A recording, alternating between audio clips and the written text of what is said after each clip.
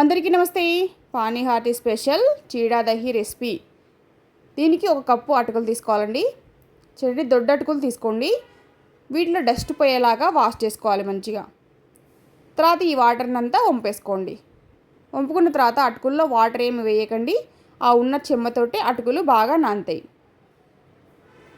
ఇప్పుడు నేను దీంట్లోకి బనానా, మ్యాంగో, పోమోగ్రానేటు, డ్రై ఫ్రూట్స్ తీసుకుంటున్నాను.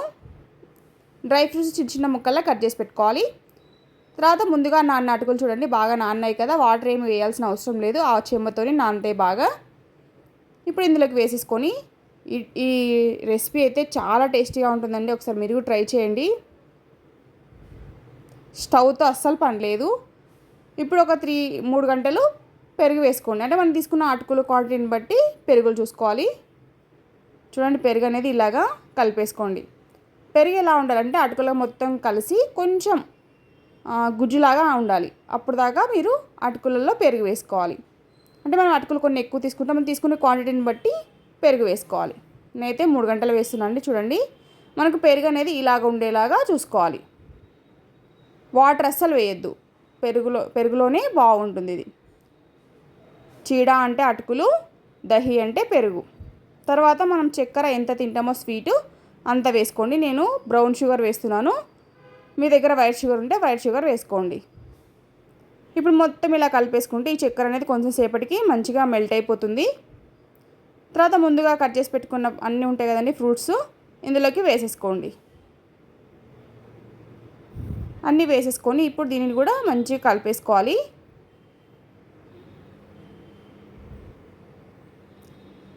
ఇది చాలా టేస్టీగా ఉంటుందండి.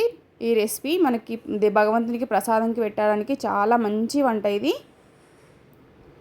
పానీ హార్టీ పండగ రోజు, ఆ ఫెస్టివల్ రోజు ఈ వంట ఖచ్చితంగా భగవంతునికి సమర్పిస్తారు.